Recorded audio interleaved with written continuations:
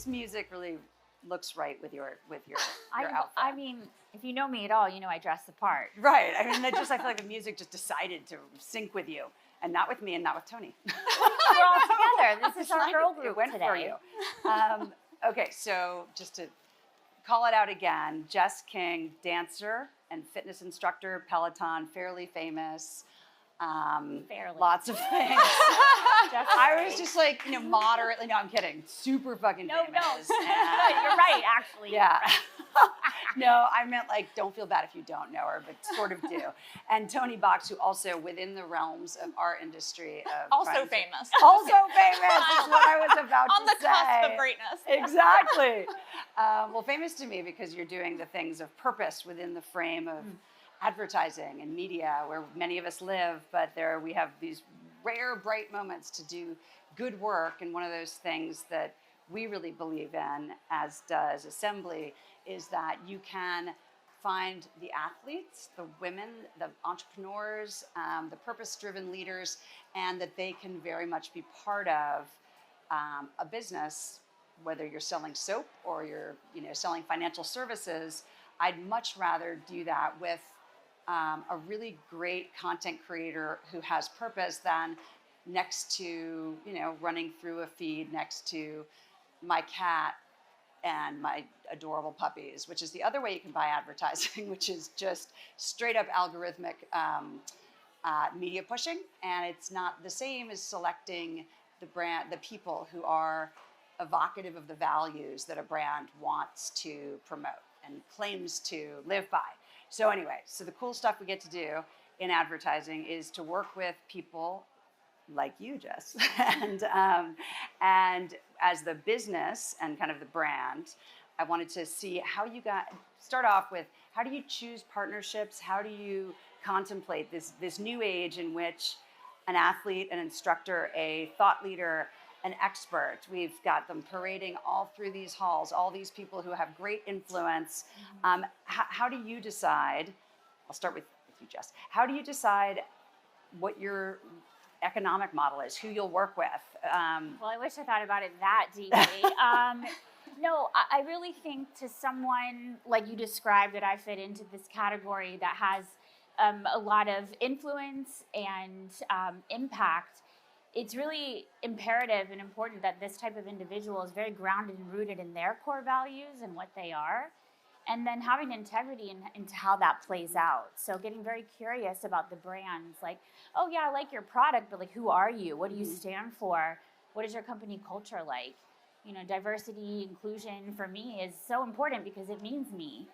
And it's important that the brands that I rep or the brands that buy into the platforms that I'm building genuinely care about their people, and see me as a person, as a woman, as a queer woman, as a Latin woman, see me for who I am, because my community, my audience is seen by me, and I can't really work with anyone who is gonna, I'm very protective of my people. Yeah. I mean, that's what your people are. I think we didn't used to refer to audiences, TV audiences, as a community. It was like, those are viewers and that's your ratings. But I think with those who've come to fame through a Peloton screen, a social platform, community spaces like these, it's a really different, more intimate relationship, I would say, between you and those who literally follow you. Well, we're not playing characters. We're actually who we are wholly. There's really nothing that I hold back. Right. So when people meet me, like, I feel like I know you. I'm like, you do. It's just the first time we've ever seen each other before. Because it's that deep, it's that real, and that's why we're fairly famous. Shut up, dude. I'm not going to at all live that down. You're really fucking famous. You're profoundly famous. I'll throw my 200 fans your way. Okay, Toni, I know that you've been dedicated to the opportunity to use your power for good for quite a while. And this matchup of Jess with a brand, of many of the women who we've celebrated over the past day and a half,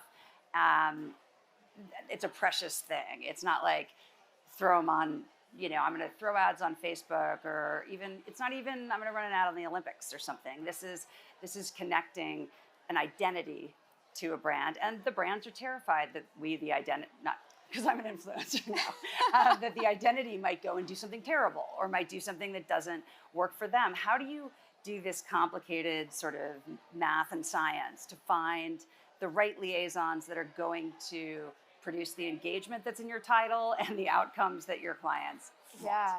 So I'm just going to say something bold. Do it.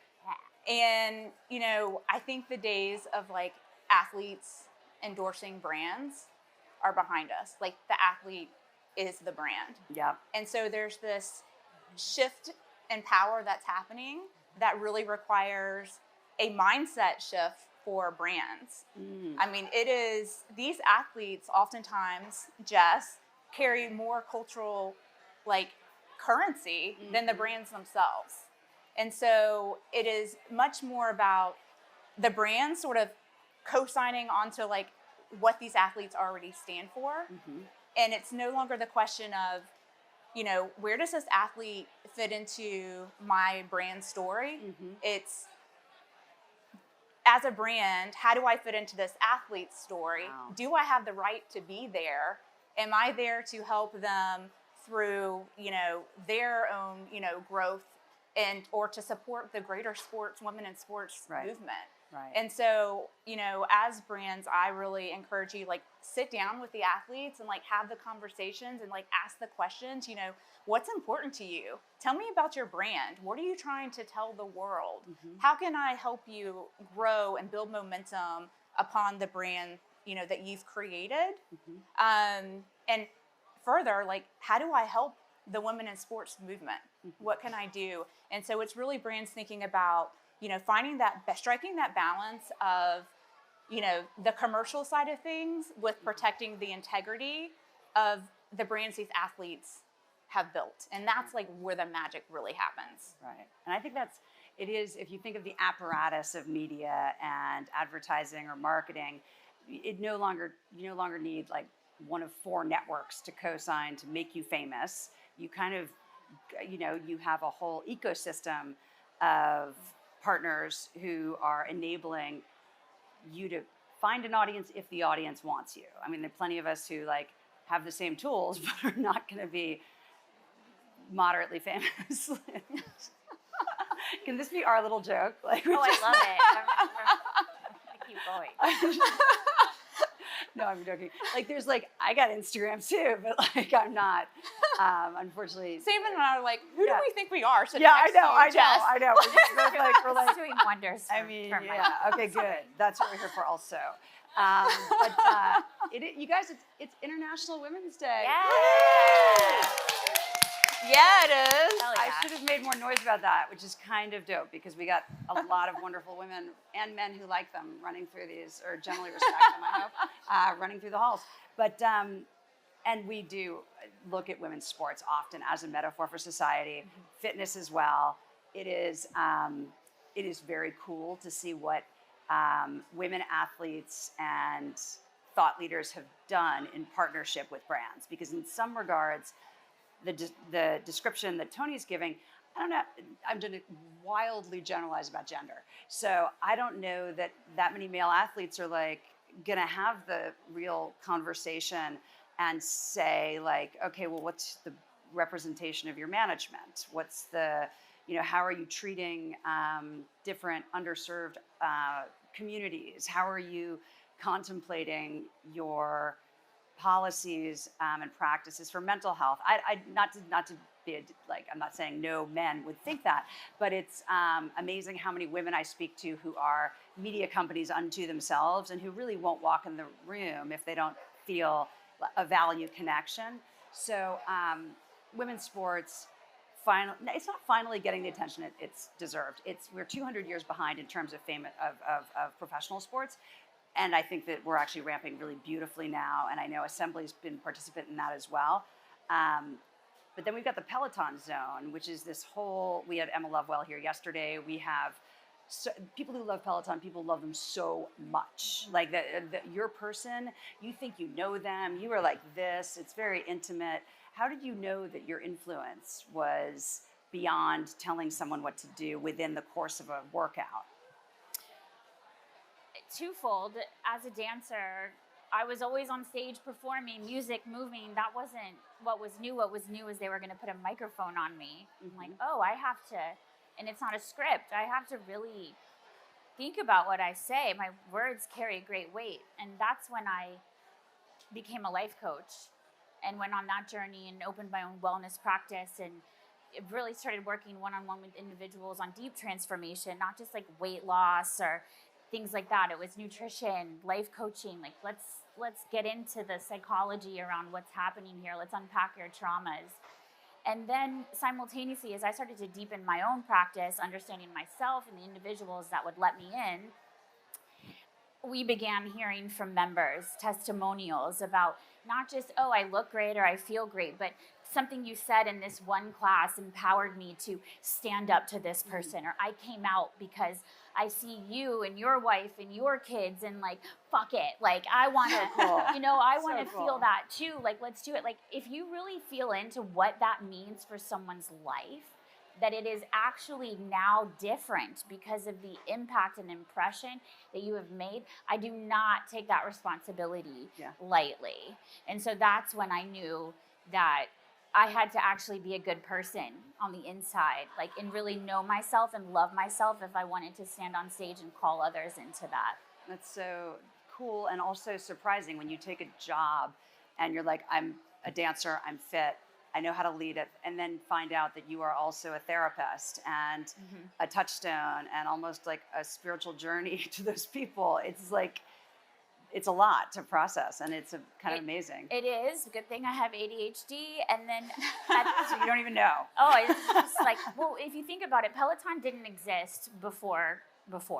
And so I couldn't have dreamed that I wanted to work at Peloton. Right. It didn't exist as like an archetype of something to strive for. But when it appeared, I was like, whoa, everything in my life makes sense now. Wow. Like, my mom was, a personal trainer, a bodybuilder, so I have this like deep, like, understanding of anatomy and science and workout science. And then from dance and musicality, and then I had always been great at giving advice. It didn't always land, but I knew intuitively, I was like, I'm right, I know I'm right. And so that's why I wanted to be a life coach. I'm like, there's a way to deliver this information to get someone to understand their experience further, and that's where the transformation, the impact. It's not because I know the answer. Who cares what I know? How do I get you to feel it for yourself? And that's cool. That's how I do have a unique gift, and I know that my purpose is always rooted in something of healing myself and healing others, and everything that I do has a give back component to it as well. All my practices and the new partnership I have with Cargo, which is so exciting. Oh, you have a partnership with Cargo. I do. I like Cargo. Oh, we all love Cargo. Classic Cargo. Yes, I'm part of their new multicultural amplification program. Right. So, brand new media outlet. It's called On the Record. Check it out. And I've actually turned back to my community and say, hey, you've been rocking with me for 10 years now. Who are you? I have a platform now. Let's put you up here. Let's share your stories. What's your life? What are the changes? What are the things you learned? What do you like? Isn't parenting hard for you? Good. Come on, let's talk about it over here. So for people who feel like me, outside of the box, maybe you've been marginalized, maybe you're queer, maybe you're a woman, maybe you don't fit in, but like you do with me, and with the privilege that I have from the really hard work that I've put in, it doesn't serve me to just hold it. Like, I'm someone who wants to share. Like, by nature, I get excited. I'm like, yee! So that's kind of like what I'm doing now on a much larger scale. So it's really cool. So, and Toni, I feel like you have a similar enthusiasm that I'm seeing from Jess in connecting purpose, profit. Like, we're all here to make money also. Like, there's not a intent. I think women are often a little shy about like, no, you need to get paid for your good works. Not like, shy. yeah. Like, So it's not like, not what I'm shy about. Yeah. And so, and I think you've enabled a lot of this with women I love that it's athletes and fitness, because it's also the body and allowing us to look at and think about our own physicality and, how to think like a girl and run like a girl and be super proud of it. So how do you see the business of influence changing in the next 5 years? How do you keep up? How do you keep your clients up with it? You're this bridge. Okay, there's two things I'll say. One is, you are right. There is a large disparity in what female athletes are paid compared to men. Yeah. I mean, like, just looking at sponsorship dollars alone in 2024, there's like a $400 million gap Wow. in the sponsorship small. economy, which is like massive. So there is this need for female athletes to step into their power and to control the narrative, take more ownership of that. I mean, I think also, like, everyone talks about, like, Alona Mar in you know, female rugby. Like, love her. She's hilarious, but she's also, like, so just genuine and vulnerable. Like, there's no doubt, like, what she stands for. She is all about body positivity and, like, standing in your power, like, unapologetically. And that's, like, resulted in amazing things for her, right? Like the cover of Sports Illustrated, being on Dancing with the Stars, like amazing collabs with everything from brands like Tinder, because she's vocal about not having time to date, to like her latest Adidas collab, which is all about, like, Beauty and the Beast. Like, you don't have to be one or the other. You can be both. Like, she is such a great storyteller, and, like, stepping into, like, that space that she can own, which is so attractive to brands, and she's staying rooted to who she is. So there's, like, this need to, like, you know, really create that narrative and use the vehicles like media to get that to, like, as your megaphone. But then, like, as the athletes are evolving, like Jess with On the Record, like, that's amazing. You're creating, like, taking control of your narrative and, like, using it for the good of, like, you know, the wellness in general and diversity. And so, like, these athletes are creating these media ecosystems. I mean, like, they're creating their own media ecosystems, which are so attractive to brands. Like, brands want access to that. They want to be a part of that story. It's so smart. And we see that with, you know, like, Together Media, everyone that wears everyone watches women's sports, you know, t-shirts, like, you know, founded by, you know, athlete legends like Sue Bird and Alex Morgan. So I think that's what we're going to continue to see as the space evolves, but also, like, growing their brand ecosystem, which I think, Jess, you've done such a good job of too. It's like all these tenets of what make you you. So it's like, you know, what you're doing in sport, but also outside of sport, you know, thinking of, like, fashion. Hello. I know. You know, and, like, I almost wore this dress.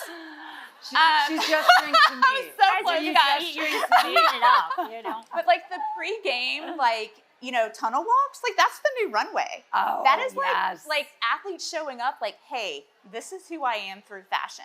You know, we have athletes launching their own book clubs. Who doesn't want to be a part of that? So it's like building all these different tenets that are so smart and make them so marketable in so many different ways. It's just, like, smart investment in themselves. And I think that understanding, so how do you work, Toni, on I have an experience with another person who works at Peloton where, who was my personal trainer back after I had 3 back surgeries. And this is Emma, obviously, because she was on the stage yesterday. And so, just say the name. It was, like, pre-famous, but, and so she was not personal trainer, physical therapist kind of trainer. And so we would work through sessions. She might be here. Fuck. Anyway, and we would work through sessions, and she'd be like, making me do more and more work with core and painful parts, and simultaneously saying, like, do you want to read my contract for this thing? Or should I be asking for this or that? It was, you know, years ago, maybe 15 years ago, 10 years ago. And I was like, oh, well, that's easy. That stuff's easy. Everything you're telling me about my body is very challenging, and I don't want to do it, but I would love to talk to you about what percentage you should be getting off of each of the units of product you sponsor. That you bring sponsored for, how much you should charge for a post based on the, you know, the reach and engagement, easy trackable things. How do you, and that became, of course, a tremendous relationship, but in which I paid to be trained and then gave free advice. But how do you help people understand the economics if you haven't been trained on exactly how, like, every time Cargo serves an ad, they're getting paid. So there's, you know, that economy can be elusive, and a one-time fee doesn't do it, because it's an ecosystem, as you say. Yeah, I think it's and I think you're asking me like from the athlete perspective. Athlete and business. Okay. I'm saying Yeah, so- you're causing someone who is an artist, an athlete, Yeah. maybe hasn't got an MBA, or not MBAs, or whatever, but maybe hasn't handled a spreadsheet or a P&L or contemplated their work, Yeah. might be led down a shitty path of like, here's $100,000 once, and we're going to use your image for the next 20 years, or Right. content on myriad platforms instead of just one or two. And I don't know, you must sit in the middle of some of those conversations. I mean, I think, you know, we always want the best for the athletes. And I think the more that brands can think about beyond just like a single transaction and like slapping a logo on a jersey or like a 30-second ad splash, like what is it long term in terms of an investment in the athlete and in the partnership? Right. And I think like building that framework together with the athlete is super critical. From a business perspective, like we get questions all the time about like the KPIs and like, Yes. how do you know if this is like a successful partnership or not? Okay. Like we know like 2024 was the first year that like revenue in women's sports like was projected to be over $1 billion, which like that's massive. So yes, exactly. But there is like, a brand shouldn't step into a partnership thinking they're like everything's like last click ROI, because if they're really approaching it from a place of like also authenticity and finding that balance, then they need to be thinking about like long-term impact and looking at things like, you know, emotional, you know, connection with their brand, looking at things like brand sentiment, increases in brand awareness, you know, lift and social mentions, and you know, what is the connection that's being made between your alignment with a specific athlete, sport, the movement, etc. And I would challenge you to look at within that framework, and athletes too, as you're having these negotiations and conversations, is what is also that bigger thing that's going to tell a great story? Like, did you help the Atlanta, you know, Dream WNBA team, like, shout out to any other Dream fans in the audience. Did you help them increase ticket sales and, you know, bodies and seats and viewings because you helped increase the overall fan experience, which is such a big deal in WNBA. It's still very much needed. So, you know, what did you do to help that experience? Did you like glow up the women's bathrooms, like, you know, with AR mirror experiences, or like, you know, bathroom stall wraps? Like, what is it that you're doing that's having that long-term impact on the movement? Yeah, and I think that is a more complicated model. We sometimes get stuck in the like, how many impressions did I get? How many clicks did I get? And with really intense fanship, connection, community, you're going from like, nice to meet you, to I'm going to go buy your boots right now, which is a different thing than like, it's the influence is that much more intense. I'm going to go to that concert or that stadium because you're there. Like, that's what we live in, because we have people on stage and the people who love them follow, you know, and it's amazing to see that kind of fanship. I feel like the other like most common question we get is like, well, hasn't like the women's sports like moment passed? Like, aren't there enough like brands that have been like, you know, showing up in the space? And I'm like, would you ask that about men's sports or anything? Never. I've never gotten that question. So like, no, like I've talked about the disparity in pay before. Like, show up. Like, there are so a million opportunities. So like, it's a movement, guys. Well, and I think that there was the Women's Sports Foundation CEO is an amazing member of our community, and was talking about how you're looking at, like, when you're a brand working with a person who is a personality before they are beholden to a media platform, like they are the athlete, they're the team, that you're almost think of it as like a venture investment, an investment, not in a like platitude way, but more like when you invest in an up and coming company, it yields more value. Like, you were there when Jess was emerging in a certain way, and now she's got like her own show. She's got her own, you know, event series. She's got all the things that are, because you scolded us for ever thinking of an athlete as one platform, which is very good. It's not, and again, hard sometimes to get marketers to wrap their heads around that, But how do you feel about the guys who showed up for you early? Well, first of all, super grateful because it was very messy to get here. I've made a lot of mistakes. I mean, we've all looked back at photos of ourselves 10 years ago and you're like, what the fuck? And I did that on camera. So, I'm really grateful. Someone's like, I've been there from the beginning. I'm like, oh, God, thank you so much for growing with me. But I really think what I'm hearing so much about brands and athletes and trying to, again, put people into boxes, stop doing that in general. And I think it would serve us all well. But what you're trying to do is capitalize on the lifestyle that they are living and somehow find a way for audience members to engage in that and touch point on that. And how am I going to touch a certain demographic if I'm leaning towards cooking, nutrition, being a mom? Certainly. Am I reaching a different audience when I'm talking about music? Definitely. Yeah, I heard you're a super good DJ and are DJing our party after this. Everybody who's younger than 40 was very ashamed that I didn't know this already, but that you're a very, very famous DJ. And that is very exciting. Very, very famous. Okay.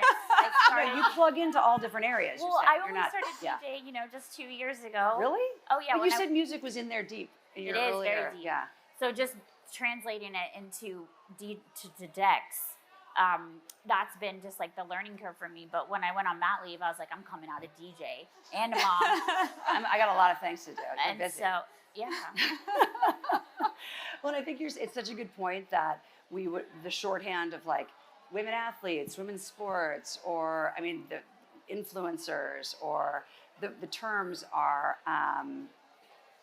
tricky because business has terms and they don't get after what I would use more in my head now. I'm thinking is like, you are a media company of one. You are the CEO, empress, high priestess of your business and your brand, and your brand will evolve. Hopefully won't have to apologize for doing so ever. And the brands who you decide, Toni, thank you, are worthy of working with you better be along for a ride, in a sense, and buy into all the different spokes. It's not just on the field. It's not just on the and because the spokes are pretty exciting. Like it's the Oprah model. It's the many women who have come before us. Actually, very fucking few who've actually. But there's actually a really common thread here, and I think maybe a lot of women and people can relate to this. Is like I felt from a very young age like no one is going to do this for me. No one. I wanted help from my parents for stuff, and it was like, nah. And it was this feeling of like rage, honestly, of like, first I had to get over mad that no one was going to do it for me, and then years later, so grateful that I figured out how to do it myself. And I think that's kind of what you're seeing now is like this uprising of women who understand this about the world. It's not set up for us. So F you, and we're going to build our own little mini empires. We're going to make so much noise about it that you can't ignore us. And now F you pay me. So, but obviously, I like this. There's a pay but me. It's in a lot of love. But I think what's important to take away is what it's rooted in, because it's something that we all resonate with. It's like nobody is going to get you up and move your body. Nobody's going to walk through the door and be like, I love you. Will you marry me? Like it just doesn't happen. You have to participate. So really, in what I heard everybody say today, if you don't feel so empowered to just invest in yourself, dive into that, start expressing and give voice to the feelings and thoughts and essence of who you are and put it out into the world, like it matters. We need you. We want you. And it's like, now is the time. Yep. And it's showing up for your fans are a lot of the ways that you can are the pillars upon which you can build more and more content. I think showing up for the people who move you is really important. It's a role we all play. Like those of us who might not be influencers in this lifetime or might not be media companies unto ourselves, but like showing up and going to the live events you do, going to voting up for you in any situation where you can, where you have that power. I think that women do that for women in a better way. I want that to be true. Oh, sad. Is it not? Have you not had a lot of collaborators in the women's zone who were not supportive? Well, my personal experience with women is incredible. Okay, good. I don't do that. I don't do bad apples. I don't. Right. I'm way too empathetic and in touch. It really makes me sick. So that's not what I'm saying. What I'm saying is just collectively women. I'm always so confused by that. I'm like, what did you miss by that? We're the same. So what I want to see is girls, women. Like we see each other on the street, we acknowledge each other for everything that we already know the other person is experiencing or may experience in life. And from that place, we engage. From that place, we do business. From that place, we step into spaces.